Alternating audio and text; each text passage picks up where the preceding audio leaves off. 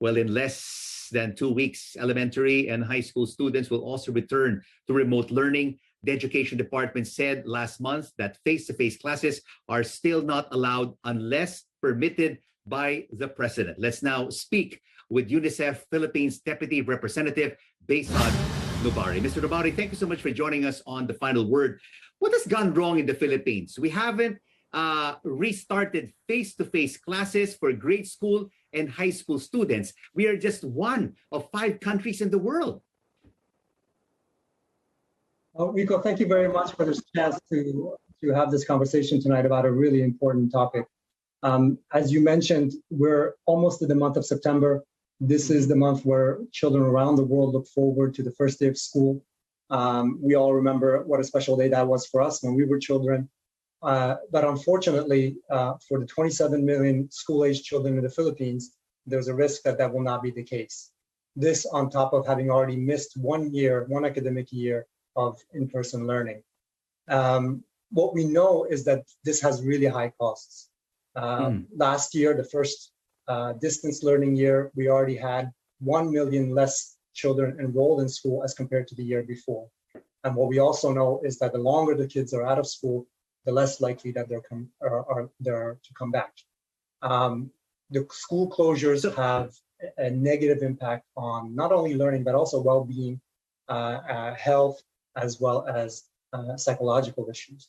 And I think the other thing that we know now is that distant learning cannot be a substitute for in-person learning. It is at best a complement. And so we've heard this from teachers, we've heard this from the students themselves, we've heard this from the parents, that in-person learning cannot be replaced by distant learning. So and we also know by looking around the world that it's possible to reopen safely. What we're calling for, Rico, is a phased reopening of in-person learning, starting with the low-risk areas on a voluntary basis and with the appropriate health protocols in place. So, Behzad, the consequences are really huge. I mean, for children not being allowed face-to-face learning. I mean, you have learning loss, you have mental distress and heightened risk of dropouts, among others. Why don't we have the political will here in the Philippines when our Southeast Asian neighbors and many of our Asian neighbors have already opened up? Why isn't President Duterte doing anything, or the Department of Education doing anything to at least move forward with at least limited face-to-face learning for elementary and high school students? Rico, this is a very difficult and very complex decision, and I don't want to give the impression that it's not. It's a difficult decision for parents, and I certainly empathize with that. I'm a parent myself living in the Philippines, and it's a difficult decision for the decision makers, for the Department of Education, for the Department of Health, and for the president himself. But what we cannot allow ourselves to do is to wait for a zero-risk situation to think about reopening schools.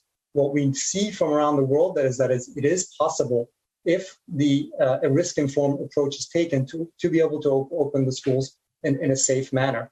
The same way that we have put in place the mitigation measures necessary to be able to open restaurants in the Philippines, to open the malls, we can also put in place a risk-informed approach with the right protocols in place to open the schools.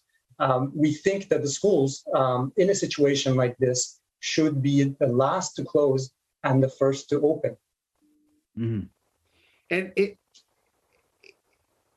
it, Behzad, that the problem is the government? I mean, it doesn't have a clear blueprint for health and safety in allowing selected schools to reopen. One senator even said the rollout is very slow and pathetic. Rico, we certainly welcome the sense of urgency, the call for a sense of urgency. We share that. At the same time, DepEd and Department of Health have been leading the process in developing the protocols that are necessary for a pilot in-person learning.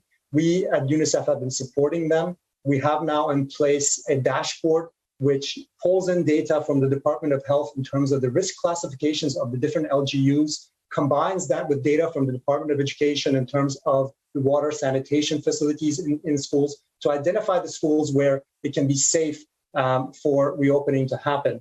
And this is, of course, dynamic as the situation is changing. We are hearing, when we were used to hearing the cases, you started off the show with the number of cases. These are national figures. Of course, the situation is different from one part of the country to the other, and that situation is evolving.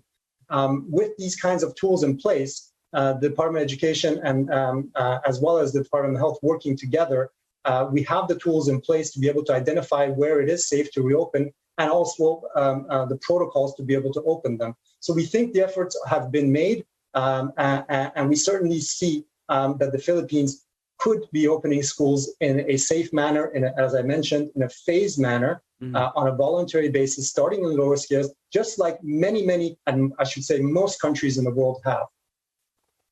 Thank you so much for your insights, Behzad Noubary of UNICEF Philippines.